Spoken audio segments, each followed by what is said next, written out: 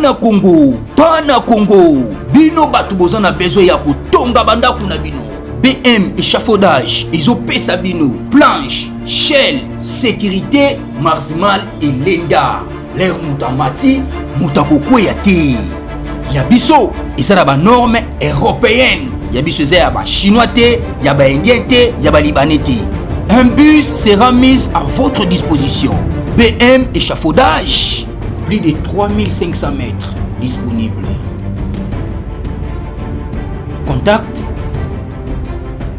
Maman Nangaye, du nouveau à Kinshasa, place Yassur, des amoko na immeuble Emma, des arabes normes, standard, international, et Goyamba, Batunyoso, en famille, en couple, salon VIP. Et salle à manger, salle de bain confort et magistral et des chambres à coucher, cuisine ya kafou, sécurité ils a assuré, connexion internet illimitée, Facebook, TikTok, WhatsApp et à Ophélie, groupe électrogène 24h/24 courant et kindakate, na immeuble Emma. Notre adresse dans la commune de Kalamou, quartier Yolosi, avenue Balinga, numéro 9. Soyez les bienvenus, immeuble Emma.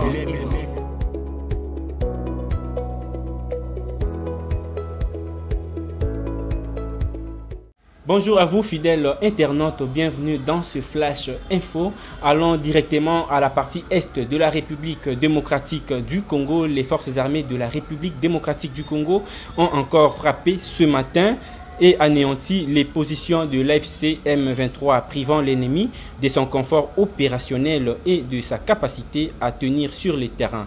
Et maintenant, après ce réveil, il réclame un cessez-le-feu. C'est ça la grande question que l'on se pose. Suivez d'abord cet élément. Le fond parle clair. La panique persiste au sein de l'AFC M23 et du RDF.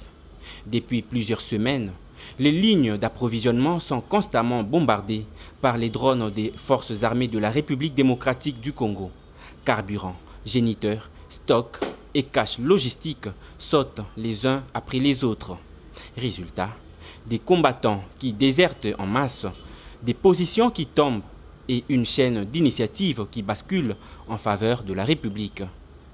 Les FARDC ont mis en place une stratégie pragmatique et impeccable. Frapper les nœuds logistiques, isoler l'adversaire, écraser ses relais d'énergie et de ravitaillement. Là où la force brute échoue, la logistique ciblée triomphe. Une colonne ennemie sans carburant est une colonne sans bras.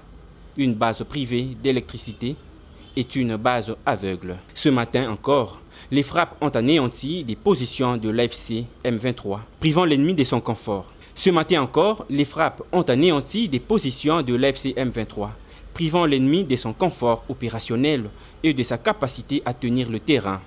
Et maintenant, après ces réveils, il réclame un cessez-le-feu? Non. La demande sonne comme l'admission d'échec d'un mouvement qui voit ses cartes brûler une après l'autre. Pourquoi ne pas céder aujourd'hui? Parce que la reconquête durable ne s'obtient pas en cédant au chantage diplomatique, mais en neutralisant définitivement les sources qui permettent à l'ennemi de renaître. Frapper Goma ou Bukavu directement, auréoler des symboles, c'est courir un risque humain et stratégique énorme. La bonne école militaire dicte autre chose.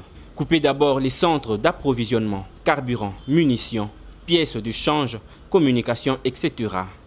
Épuiser l'adversaire par frappe, des positions, des précisions et actions de harcèlement. Réaliser puis des opérations de reconquête urbaine appuyées par les renseignements et coordination là où l'impact civil peut être maîtrisé. La séquence est essentielle, isoler, ni affaiblir, ni reprendre.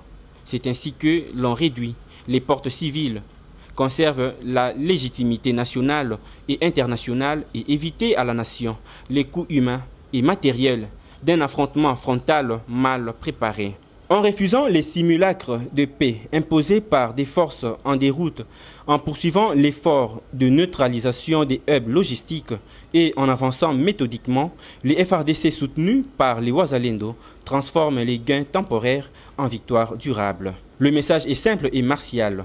Aucune piété pour les agresseurs, mais pas d'imprudence non plus. La partie s'est reconquise par la science de la guerre la maîtrise du terrain et la protection du peuple.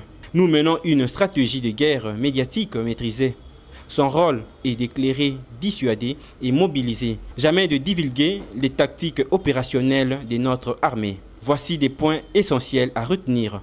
Objectif, soutenir le moral du peuple et des troupes, affaiblir psychologiquement l'ennemi et pousser les partenaires internationaux à agir. Voici les méthodes.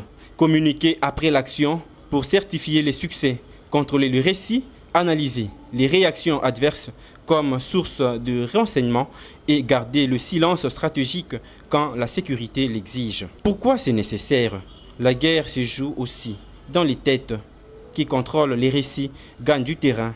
La communication est une arme stratégique qui complète les frappes, les renseignements et les opérations sur le terrain. En résumé, publier, c'est allumer un phare, pas dévoiler la carte secrète de nos opérations. Restez vigilants, patriotes et solidaires. Votre soutien renforce nos forces et accélère la victoire. Le temps des intimidations est terminé.